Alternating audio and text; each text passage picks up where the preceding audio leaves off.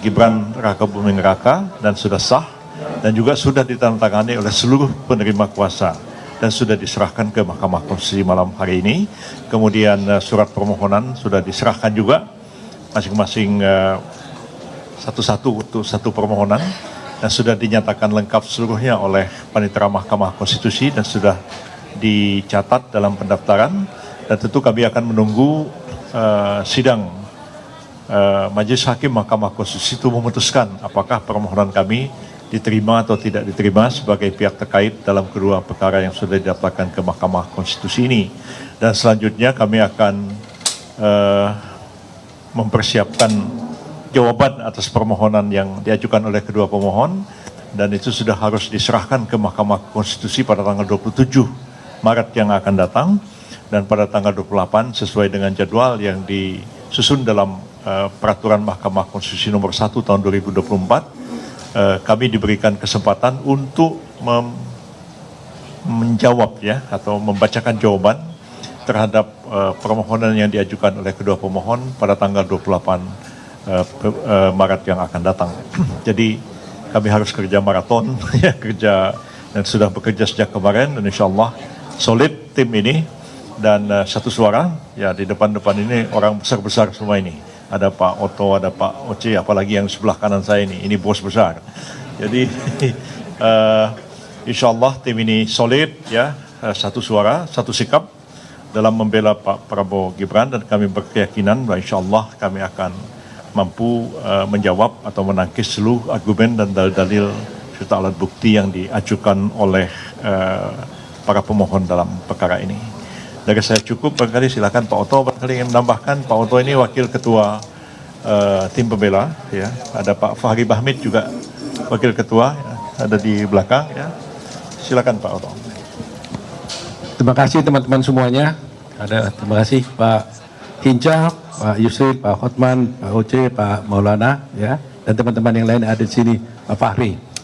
Saya hanya untuk memperkuat aja apa yang dikatakan oleh Pak Yusuf tadi. Bahwa Pak Yusil mengatakan dia optimis bahwa kita bisa menghancurkan semua serangan-serangan daripada pihak 01 dan 03 di dalam permohonannya.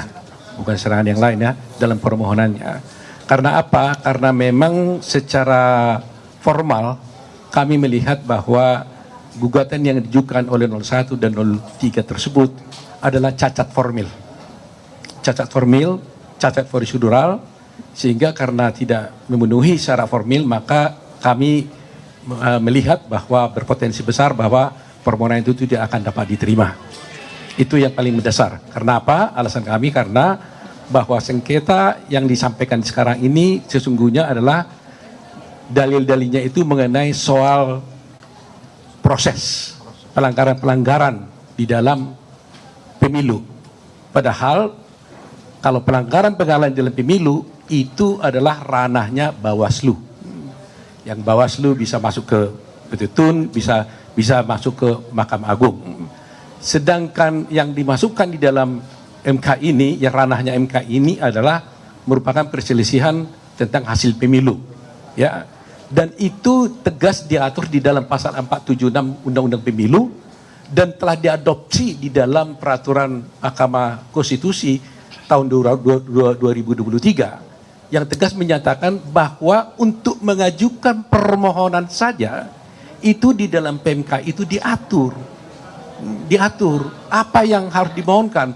Pokok-pokok permohonan itu jelas diatur di sana adalah harus mengenai tentang perhitungan suara mana yang benar, mana yang tidak benar. Itu saja yang diatur sana. Petitumnya pun haruslah membatalkan tentang keputusan KPU tentang perhitungan suara. Dan yang benar yang mana? Itu yang sudah limitatif diatur di dalam PMK itu. Sedangkan sekarang yang diajukan oleh pemohon adalah pelanggaran-pelanggaran, bansos lah, kecurangan lah, dan sebagainya. Yang itu sama sekali tidak diatur dan tidak masuk dalam proses yang harus ditangani oleh MK. Itu poinnya. Petitumnya pun mereka mengajukan diskualifikasi. Yang sebenarnya itu juga tidak masuk dalam ranah dari MK. Sehingga kalau persoalan bukti mungkin kami yakin betul dari segi bukti pun yang dikatakan dipersoalkan tentang Gibran, dikatakan bahwa tidak memenuhi syarat untuk dicalonkan menjadi wakil presiden, itu juga saya kira sudah gampang dipatahkan, karena bagaimanapun Gibran masuk menjadi calon presiden itu jelas adalah telah diputuskan dalam putusan MK yang sudah final and binding. Nah, secara logika berpikir juga, bayangkan saja kita bicara tadi dengan Pak Oce, sudah ada dan mereka ikut di dalam debat, sudah ikut dalam debat. Artinya legal standing dari Pak Prabowo kan sudah jelas diakui oleh nomor 1 dan nomor 3. Kalau tidak, legal standingnya tidak jelas, bagaimana dia ikut dalam satu debat? Nah, itulah mungkin yang saya sampaikan. Hal-hal banyak lagi yang bisa disampaikan oleh teman-teman yang lain, tapi itulah poin yang paling penting. Kami yakin permohonan itu tidak akan diterima karena cacat formil dan tidak berdasar. Terima kasih teman-teman. Pak Hotman mungkin. Silakan Pak. Oke, dalam hukum dikenal dengan ajas bahwa tindakan atau perbuatan bisa merupakan pengakuan.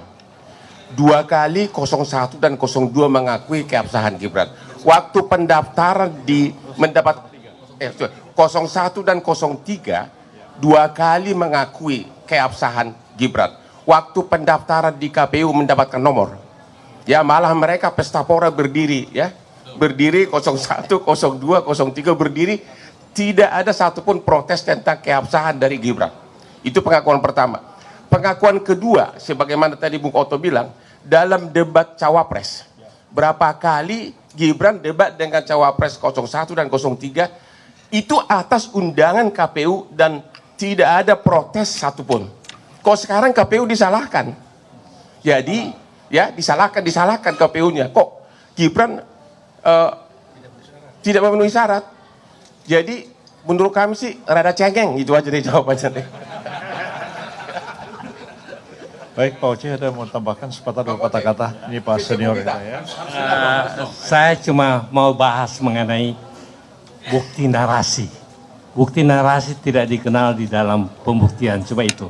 Dan saya sudah siap untuk itu. Dan saya mendukung semua teman-teman saya, Pak Otto sebagai wakil saya, Pak Ketua, dan kami telah sangat siap dan kami adalah satu di dalam pembelaan. Terima kasih. Ini Pak Fahri Bahmid juga wakil ketua tim pembela ya. Tadi Pak Hotman sudah, sekarang ini wakil ketua Pak Fahri Bahmid. Silakan Pak Fahri. Iya, terima kasih. Sudah banyak hal yang sudah disampaikan oleh ketua tim tadi, Bapak Profesor Yusril Iza Mahendra, kemudian wakil ketua tim Bapak Profesor Otto Hasibuan, dan senior kami Pak Profesor Oce Kaligis dan Bang Hotman. Kami mungkin menambahkan beberapa hal penting saja bahwa sejauh ini tim sudah bekerja untuk membedah anatomi dan konstruksi permohonan yang diajukan oleh dua pasangan calon, dan bagi kami ini persoalan yang sangat standar saja. Jadi sejauh ini yang kita identifikasi tidak ada hal yang sangat istimewa dalam permohonan ini. Tadi sudah disampaikan sama Pak Otto Hasibuan bahwa format permohonan ini sebenarnya tidak dikenal. Ini sesuatu yang sangat tidak generik sebenarnya ya. Ini sangat tidak lazim. Cuman karena itu adalah hal yang sudah diajukan, kami berkewajiban secara konstitusional untuk membantah semua itu. Jadi semua permohonan telah kami susun. Pada saatnya nanti sekitar hari Kamis, kalau nanti dalam pemeriksaan pokok persidangan, kami akan mengajukan jawaban secara tertulis, yang akan kami sampaikan secara komprehensif tentunya. Jadi banyak hal sebenarnya yang telah kita identifikasi yang tidak perlu kita sampaikan secara terbuka.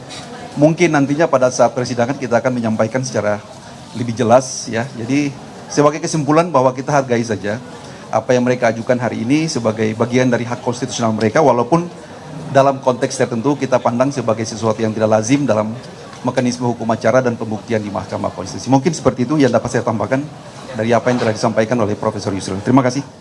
Download Tribun X sekarang, menghadirkan lokal menjadi Indonesia.